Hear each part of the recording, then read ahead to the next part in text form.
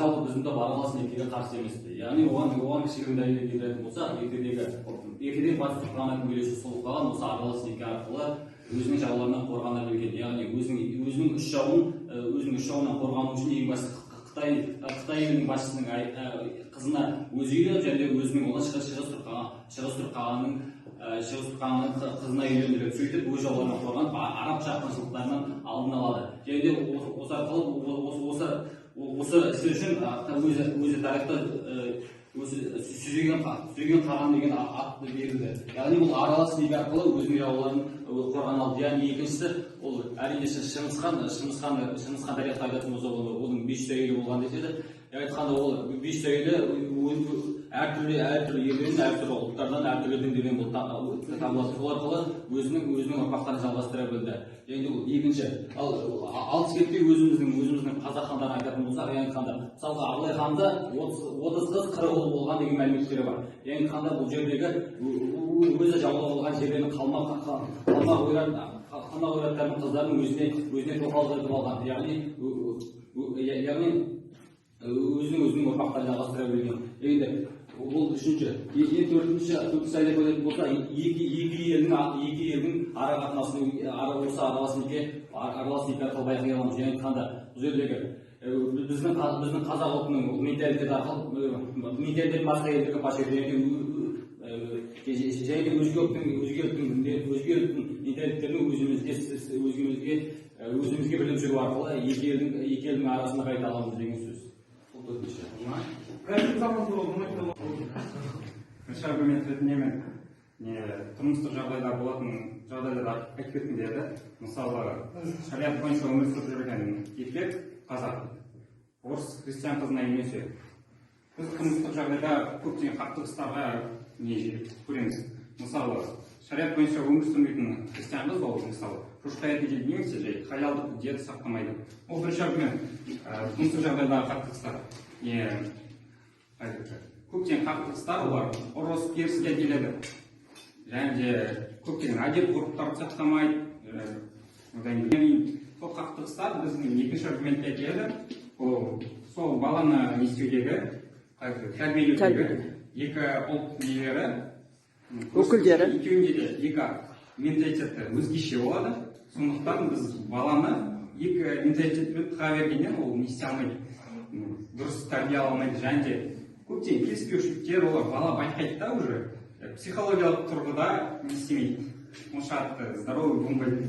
Одан кейін балаға өз дінін айтуда, мысалы, сен христиан боласың, ислам дінін таңдаласың, сол жерде де уже разногласия болады. Келіспеушілік. Одан кейін жай, мысалы, әйелі неге шарап сондайлар ішуге уже отырып қалды, уже ондайларда да не болады, қақтығыс болады. Мысалы, жай стол мұсылмандарда стол ретінде жай ішуге болмайды, сондай болып тұрады. Одан кейін екінші аргумент ретінде ассимиляция деген болады. Біз ондайда Сәкен айтқан аргументтеріне контраргумент болады, ол ассимиляция болады. Өз халқын көбейту үшін біз басқа халықтардың жаулап алған елдердің ассимиляция жасаймыз, өзіміздің халқымыз қыламыз. Өйткені біздің менталитетке басқа бейім келеді. Жиналыстан Абай майбасардың атбасары Қамысбай Абайды әсер шақырып жатқанын айтты. Абай төр бөлмеге қарай беттейді. Ішке кірсе Құнанбай, Жұмабай, майбасардан басқа тобықты руының белгілі кісілері отыр. Олар Көтібақ руының рубасы Байсал, Жегдер руының рубасы Бөкжей, Бөкенші руының рубасы Сүйіндік бар, және Көкше руы бар. Көкше руының рубасы Қаратай бар. Арасында жас жігіт Байсалдың немере інісі Жиренше тағы бар. Жиналған қауым Қодар мен Қамқаға берілген жабадан кейін рубасылар мен елдің екі жақсылары барлығы жиналып Қарашоқыға келеді. Қарашоқыға жиналғанда Қодар мен Қамқаны алып қанша қарсы болғанымен көптің аты көп, барлығы оны байлап Қарашоқыға алып келеді.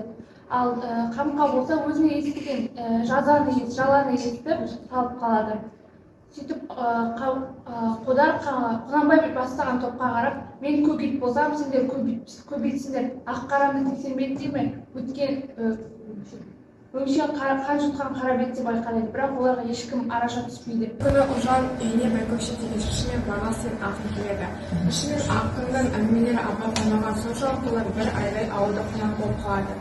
Кетер алдында абай өтініші бойынша ұлжан ақынмен жуса өзінің сыйларын білдіріп шығарып салады. Ұқсамасаң тумағыр сөз, пейіткер сөзді Жұмабайға мінездеме. Сабырлы, салмақты, Құнанбайға жақын адам. Жақсы. Екінші сөз, молда болдым да бойындай болып білімімде өстімей, бұл Құнанбайдың сөзі.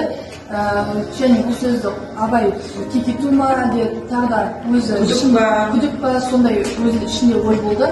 Құнанбайға мінезін бекітетін болсам, болыс, рубасы, барлық рудың басшыларын дағындыра білген ел басшысы, ешкімге қарсы сөз айта алмайды Құнанбайға, шешімді өзі шығарады. Және абайдың білімді болып оқуына да себепші болған бірден бір кісі, мұрындық болған адам, сабырлы, салмақты, көп сөйлей бермейтін, бірақ сөйлесе де жұрт басып айтатын адам. Көрінгеніне әкеңдіктің деген сөз терең сөзі. Және мейірбан, қамқор,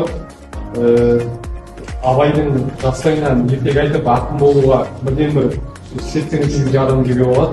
Абай ауылдан кезде де үнемі қамқор болып, абай оған еркелеп, жастайынан ертегісін тыңдамасын. Яғни ел анасы, иә? Ел анасы деуге де болады. Мен сот талдауға Құнанбайдың мінезін талдадым. Оның күшті жақтары Құнанбайдың мәжбүр қатты мінезі, және де ол мәжбүр болғандықтан қатты болғандықтан ру басқаруға ықпал етеді. Одан кейін оның мүмкіндіктері Құнанбайға әлдекім сын айта алмайды. Құнанбайдың толық билігін білдіреді.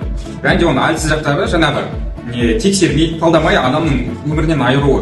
Оның қауіп қатерлері жаңағы тағы да айта кетелік, жазықсыз адамдардың өлімі болып келеді.